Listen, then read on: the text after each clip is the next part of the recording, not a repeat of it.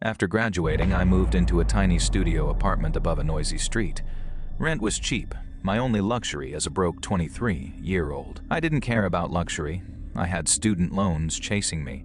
This place was mine, functional, quiet, and safe from the city's chaos. It was all I could afford. Close to work, no competition for space, perfect for someone who just graduated. On the first night I saw it, a flicker behind the curtain, just wind or someone watching me. I realized that hand wasn't wind, and no one lived there, never had. It wasn't just movement, it was deliberate, and something behind those curtains knew when I came home. Each night it repeated, always at the same time. The curtain parted, revealing nothing but darkness.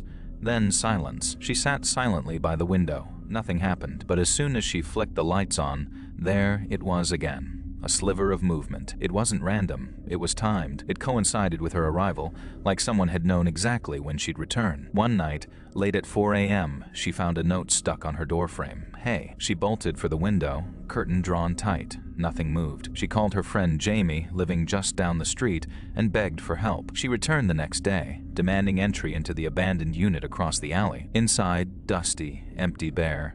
Only one thing stood out, a metal folding chair positioned directly where she could see it from her window. The police came, took prints, nothing conclusive, but she finally understood they'd watched her every night. Thinking back, she realized how long they'd been watching. How many nights, hours, years. She moved out, never knowing who watched her, how they got in, or how long it would last. Sometimes, when I close my eyes, I still hear the curtain shift, still feel someone watching through the window. Even now, years later, sometimes I wake up in the middle of the night and swear I'm being watched again. When I was 12, we moved to a rural part of Oregon, miles from any town. We lived on a big plot of land surrounded by dense pine forests, peaceful, quiet, isolated. We lived on a big plot of land surrounded by dense pine forests. Peaceful, quiet, isolated. That shed about 30 feet behind our back door. Old tools and junk from the previous owner.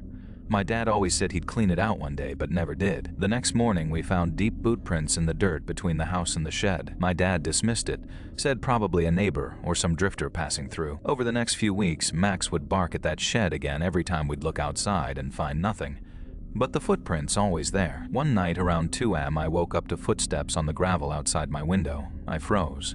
The footsteps stopped, then resumed, heading toward the shed. A tall man wearing a dirty gray coat, face hidden in shadows. Then the light went out. I woke my parents. My dad grabbed his rifle and went outside.